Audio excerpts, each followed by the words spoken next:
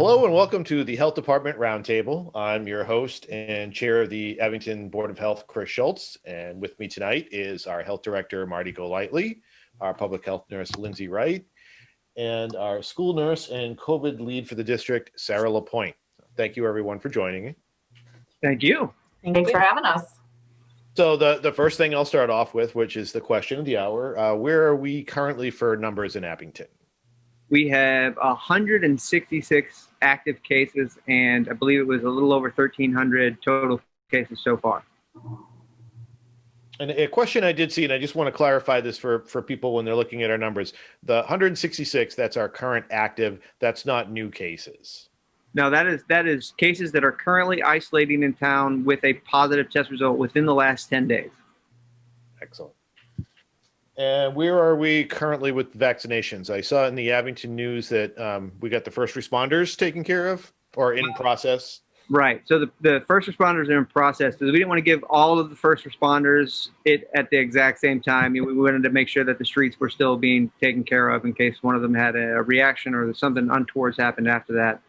But yes, I am proud to say that we have started the vaccination efforts for the town first responders, fire, police, and soon we will be moving into the next phases. And I assure you, we are eager, so eager to get started moving through these phases to get our citizens and our residents vaccinated. And we will go as fast as we can. And as soon as we get vaccine, we will make arrangements for it to go in arms. So as soon as we get it, we're scheduling clinics. So, and that means it may be for fire, it may be for police, and then we'll work our way next. Senior housing, congregate care, healthcare settings, non-COVID healthcare, whatever the next priority bullet in the phase that we're in, we will move through them as rapidly as we possibly can. And again, I think I said this last time, I encourage anybody, if they have questions, to give us a call. We will do our best to answer them. And I also will beg and plead for a little bit of patience. Like I said, no one's more eager for our residents to get vaccinated than we are, but we can only go as fast as the state gives us the vaccine.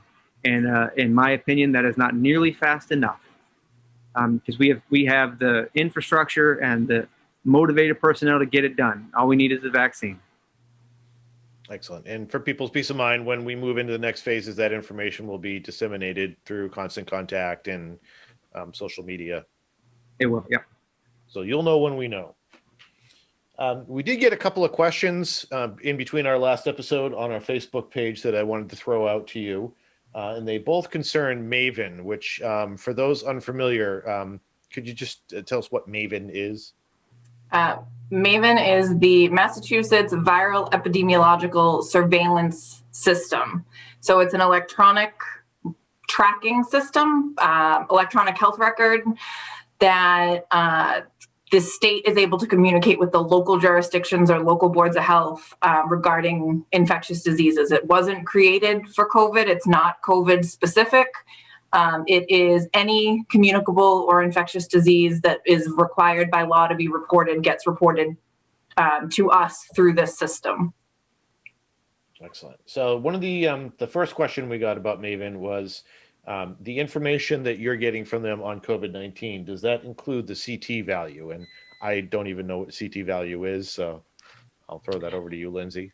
It does not. So I actually full disclosure, just learned yesterday what a CT value related to a COVID test was, because we don't see that. We see that it is either positive or negative.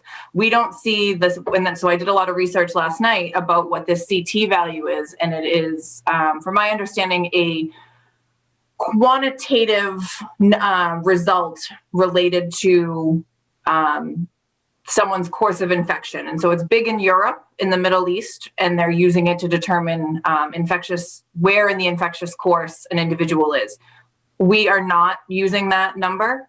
We use positive or negative, and based on the guidance from CDC and the Mass Department of Public Health, we go based off of symptom onset date or test collection date to determine the infectious period. And so CT value is not something that's translated over in the States yet. I don't know if that's coming, but right now we don't even see that number in the lab reports. Excellent. And the other question about Maven was, will they be compiling data on vaccination usage? Yes. So where Maven has been around a lot longer than just COVID, other infectious diseases that we vaccinate against. If you're being interviewed by a public health official about an infectious with one of these diseases, we ask the question, have you received the vaccine? That is not yet a question in the system, but it is coming. On Tuesday, we were made aware that that is a question that is coming in one of the software updates. When we're excited for a lot of people to start saying yes to that, or no, and we'll know who needs the vaccine or who wants it. One of the things that we wanted to address tonight, I'm sure everybody in Abington is familiar with the emails from Peter Schaefer, our superintendent of schools, letting us know when there's new cases, and it usually mentions whether or not contact tracing is needed for those in coordination with the health department. So I wanted to give people an idea of what exactly transpires between the health department and the school district when we have we've identified somebody with COVID-19. So we have Lindsay and Sarah, if you could kind of give us a overview of what you do once that ball starts rolling. Lots of phone calls. So we get notified of positive individuals through Maven, or the other way is if a family self-reports to Sarah or one of the other nurses in the district, and then they call us to report it, and we talk and we work through the infectious period and determine whether or not the individual was in the building and had exposures to others in the building.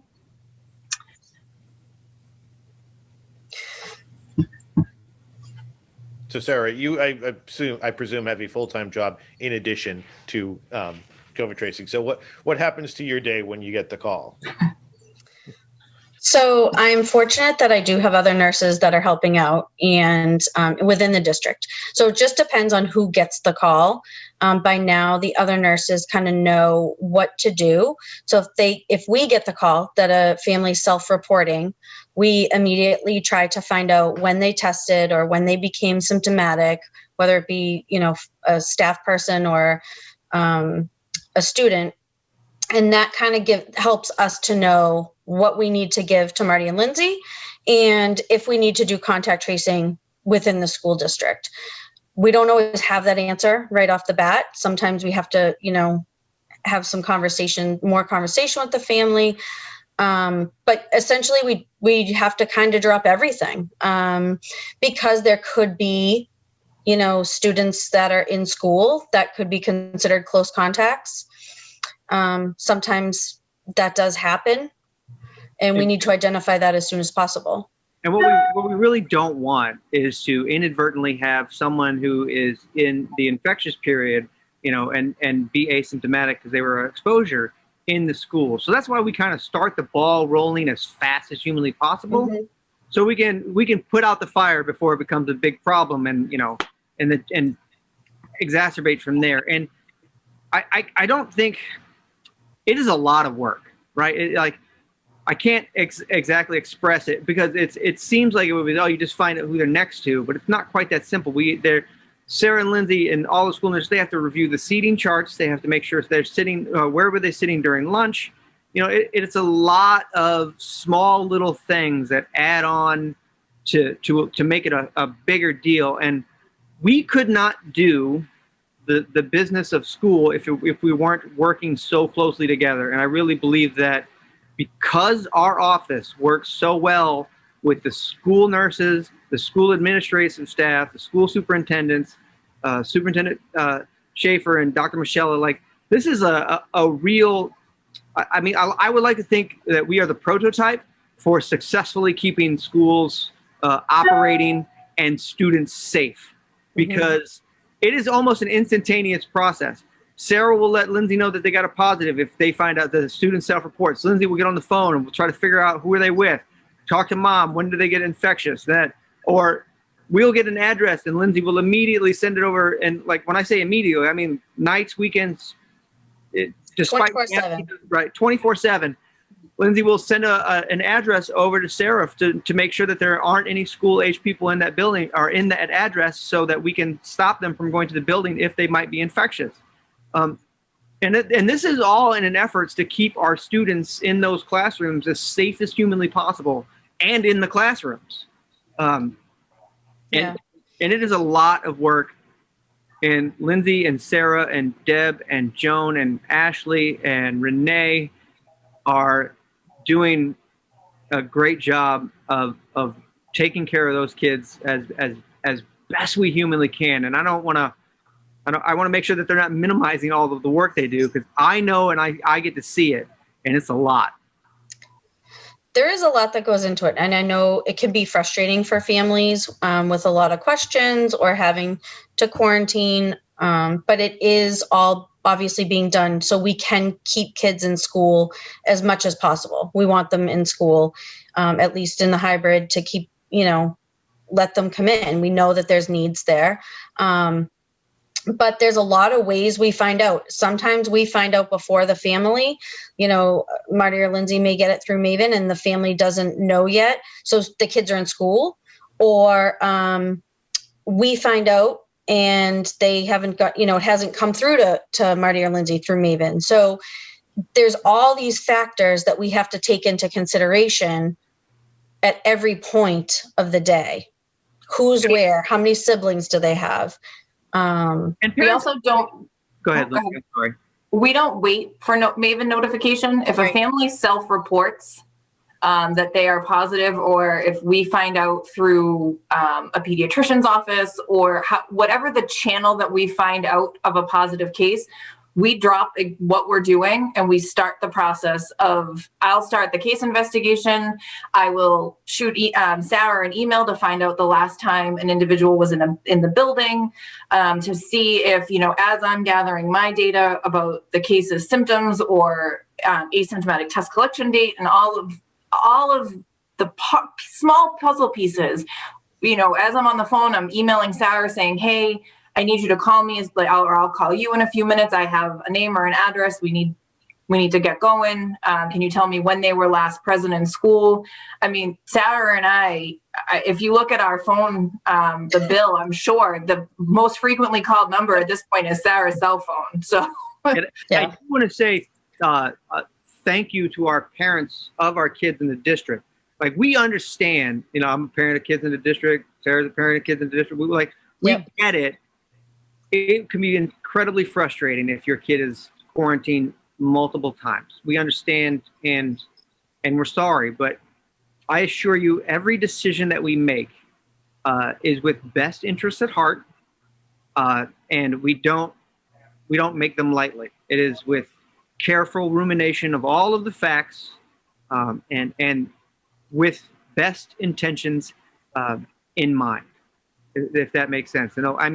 And thank you to all the parents for dealing with it. Thank you for all the parents for listening to us. Thanks for all the parents for taking our phone calls and for calling us when they have self-reported positive. That's huge.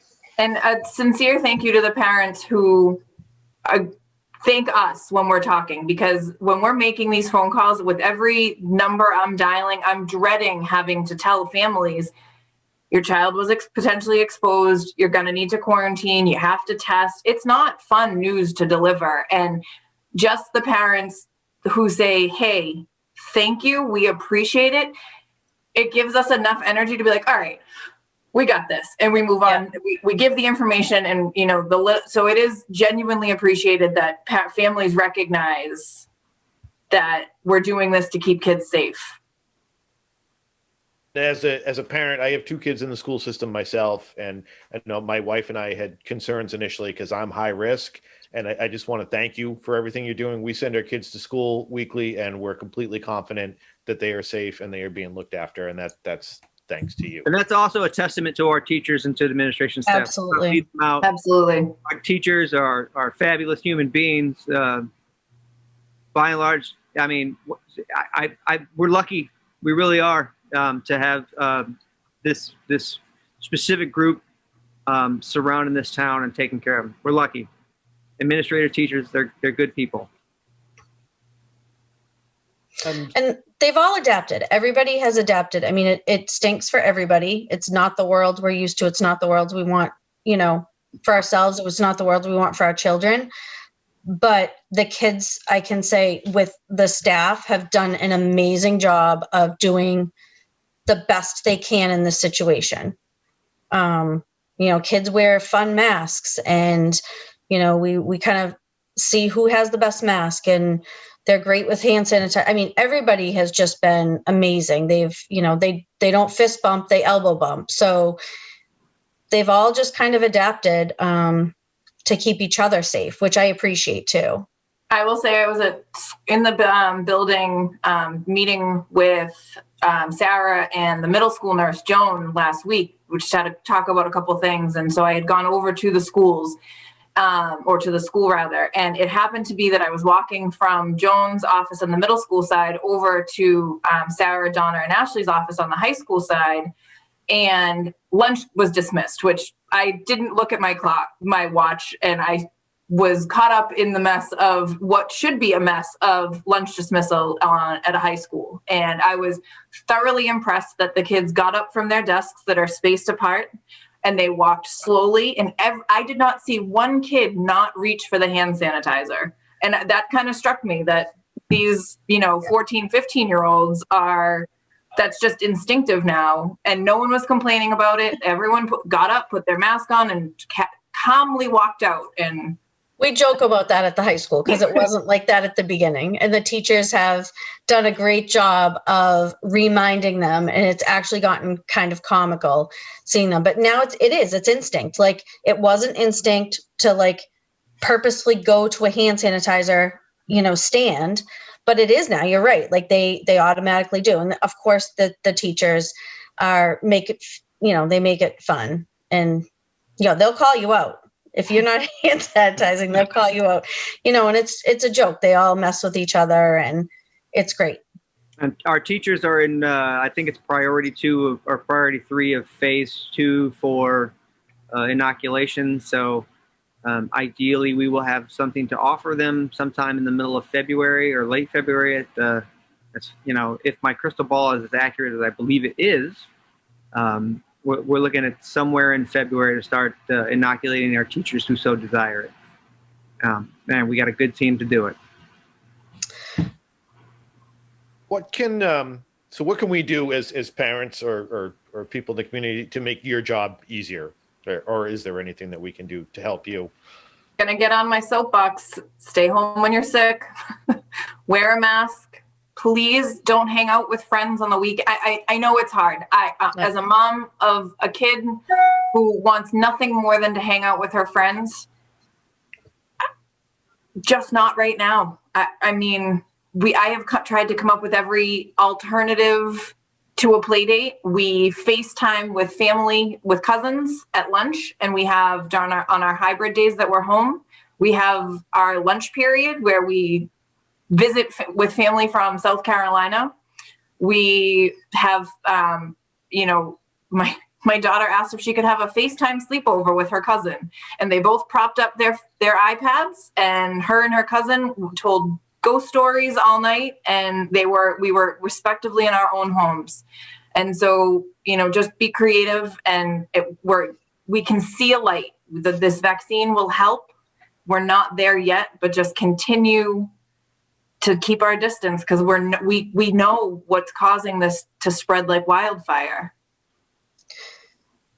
For the schools, I would say the parents that have been so amazing about communicating with us and asking questions. If they have a child that's a close contact at another school and they don't know, or outside and they don't know, should I send my other child to school? They're calling and asking the questions, and we appreciate them asking the questions because we'd rather assist them and help them, make the decision that's either the correct decision or best for their family than for them to be on their own. And people that are self-reporting, we cannot thank you enough, because sometimes there is a delay from when the state gets the information and the family has it. So self-reporting, keeping kids home that are sick, If anybody's being tested and awaiting a test, to keep them home with a pending test. Those are all huge, and the families in the district have been amazing doing that. If they can just keep that up, that's so helpful. Well, it's Friday night here in Abington. The Celtics are going to be on shortly, so I'm not going to keep you guys any longer. Sarah, Lindsay, Marty, thank you so much for joining us. Thanks for having us. Yeah, Chris, thanks for being here with us. Yeah. If anybody has questions, please feel free. We'll be doing this weekly, so if you have questions for us, please feel free to either contact the health department. You can send me an email through the town's website, and you can also contact us on Facebook, Abington, Mass Board of Health. So We appreciate everything you're doing out there. Thank you. thank you all. Stay healthy, wear a mask, wash your hands, and be safe.